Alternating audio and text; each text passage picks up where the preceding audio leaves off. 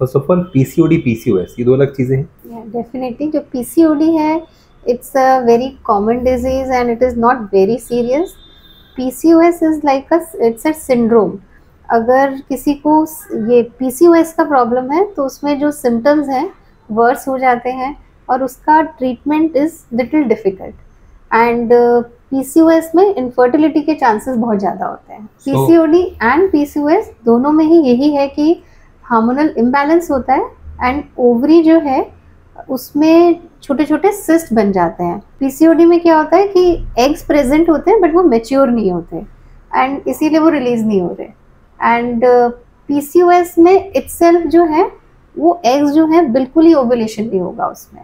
So that is why उसमें infertility के chance ज़्यादा है। तो पीसीओडी में अगर हम कुछ ट्रीटमेंट देते हैं तो आगे प्रेगनेंसी के चांसेस ईजी रहते हैं।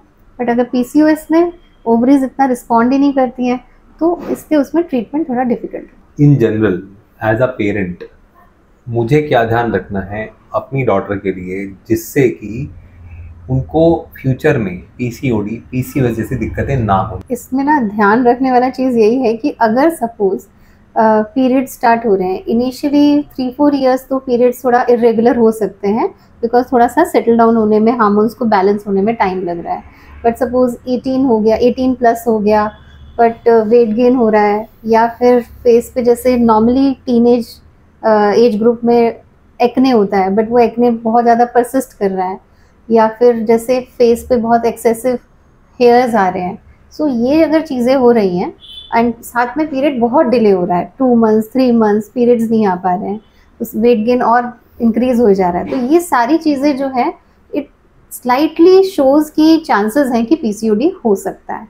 एंड इसीलिए अगर इस तरह से सिम्टम्स हो रहे हैं तो आपको इमिडिएटली गायनेकोलॉजिस्ट से कंसल्ट करना चाहिए and then according to symptoms इसमें डायग्नोसिस हम कर सकते हैं जो कि इजी भी है। Blood test simple blood test होते हैं और एक बेसिक अल्ट्रासाउंड से हम डायग्नोस कर सकते हैं। अब ये पीसीओडी है या पीसीओएस है उसके लिए फर्दर डिटेल्ड हार्मोनल टेस्ट होते हैं उससे डिसाइड होता है।